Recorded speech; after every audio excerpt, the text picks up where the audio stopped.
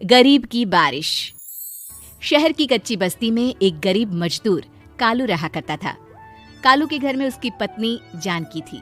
जानकी लोगों के घरों में झाड़ू पोछा करके कुछ पैसे कमा लेती थी और वहीं कालू किसी तरह मेहनत मजदूरी करके 2 वक्त की रोटी का जुगाड़ कर लेता था।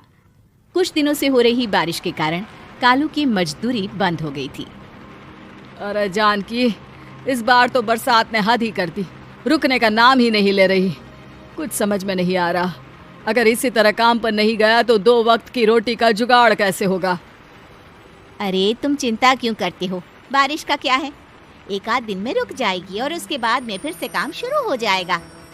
अरे 3 दिन तो हो गए, बरसात तो रुक ही नहीं रही है और आगे भी रुकने के कोई आसार नहीं दिख रहे।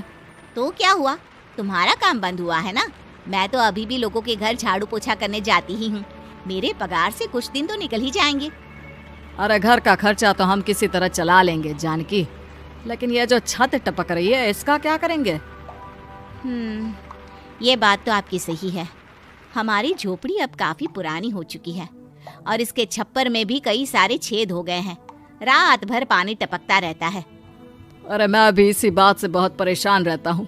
कहीं किसी दिन ज्यादा बारिश आ गई तो हमारी झोपड़ी टूटकर बिखर ना जाए। राम राम राम, ऐसी अशुभ बातें क्यों करते हो। अरे ऐसा कुछ नहीं होने वाला, ये झोपड़ी ही तो हमारा सब कुछ है। अगर यही नहीं रही तो हम जाएंगे कहाँ।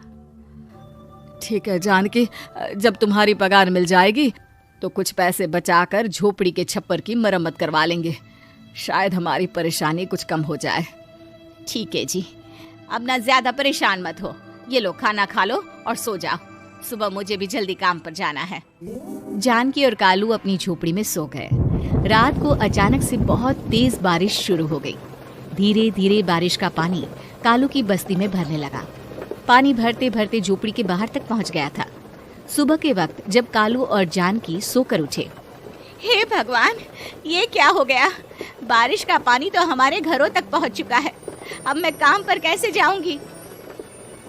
रहने दो जानकी, तुम आज काम पर मत जाओ। ऐसे पानी से निकल कर जाओगी और बीमार पड़ गई तो लेने के देने पड़ जाएंगे। लेकिन अगर नहीं गई तो मालकिन लोग नाराज हो जाएंगे। आप जानते हैं ना, बड़ी मुश्किल से 1 दिन की छुट्टी भी नहीं देती है। अरे लेकिन जानकी, झोपड़ी के बाहर तो पूरी बस्ती में पानी भरा है, तुम जाओगी कैसे।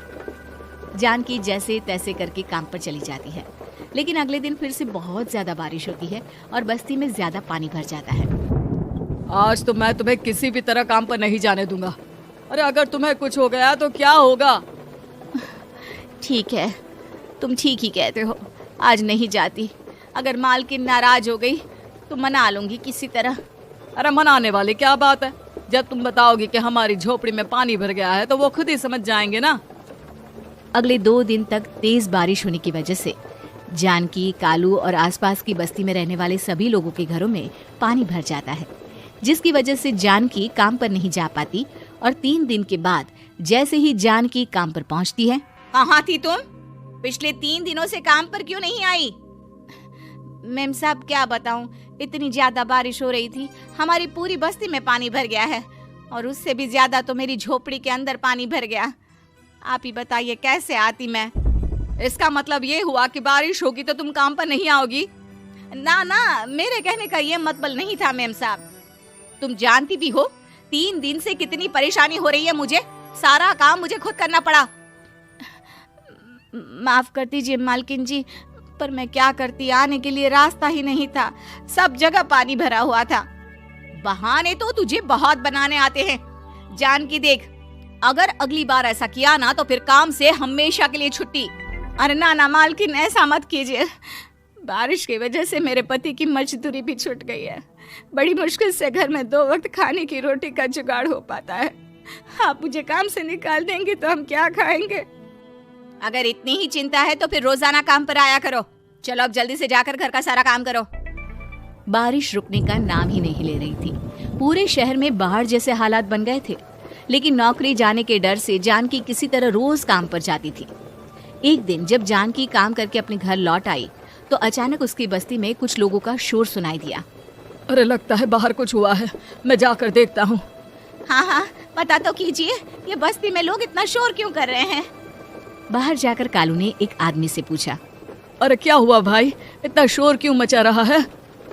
अरे क्या बताए भैया, अपनी बस्ती के बाहर एक पुल टूट गया है और वहाँ पर एक कार फंसी है। थोड़ी देर में अगर किसी ने नहीं बचाया ना तो वो कार पानी में बह जाएगी। ये क्या कह रहे हो भैया, कार के अंदर कोई है क्या? हाँ, कोई औरत बैठी है, अकेली है, बहुत रो रही है बेचारी, मदद के लिए बुला रही है। अरे तो हमें जाकर उनकी मदद करनी चाहिए ना। अरे लेकिन इसमें बहुत खतरा है, हमें अपने आप को बचाना चाहिए। पानी कभी भी हमारी बस्ती की तरफ आ सकता है। अरे तुम्हें नहीं चलना तो मत चलो, लेकिन मैं तो जाकर उस औरत की मदद जरूर करूंगा। कालू उस जगह पर पहुंचता है जहां वो औरत कार में फंसी हुई थी। वहां पर पानी का बहाव बहुत तेज था और सारा पानी कालू की बस्ती की तरफ ही आ रहा था। कालू ने एक बड़ी सी रस्सी को पेड़ से बांध दिया और दूसरे सिरे को कार की तरफ फेंक दिया और उस औरत को रस्सी के सहारे बाहर आने के लिए कहा। तभी वहां जानकी भी दौड़ती हुई आई। अरे ये तो मेरी मालकिन है, जिनके यहाँ मैं काम करने जाती हूँ। और मैडम जी, आप डरिएगा मत, आपको कुछ नहीं होगा। आपकी गाड़ी को भी मैंने रस्सी से बांध दिया है। थोड़ी देर में पानी का बहाव कम हो जाएगा, फिर हम आपकी कार को भी बाहर निकाल लेंगे। क्या तुम जानकी के पति हो? हाँ हाँ, जानकी मेरी ही पत्नी है, आपके यहाँ काम करती है ना। लेकिन मेम साहब, आप यहाँ पानी में कैसे फंस गई? अब क्या बताऊं, मैं अपनी सहेलियों के साथ पिकनिक पर गई थी, वहीं से लौट रही थी। अचानक पानी का बहाव तेज हो गया और मेरी गाड़ी फंस गई। अरे कोई बात नहीं मालकिन, अब ना आप बिल्कुल सुरक्षित हैं। मैं तो बहुत बुरी तरह डर गई थी, कब से मदद के लिए चिल्ला रही थी, लेकिन कोई मेरी मदद के लिए नहीं आया।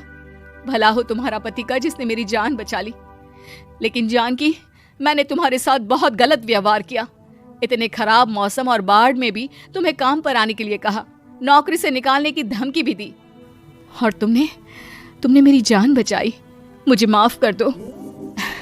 अरे कोई बात नहीं मालकिन, आपकी जान बचाना तो हमारा धर्म था।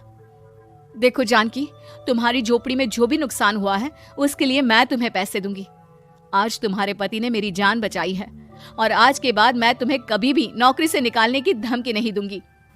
आज मैं तुम्हारी परेशानी को अच्छी तरह समझ चुकी हूँ।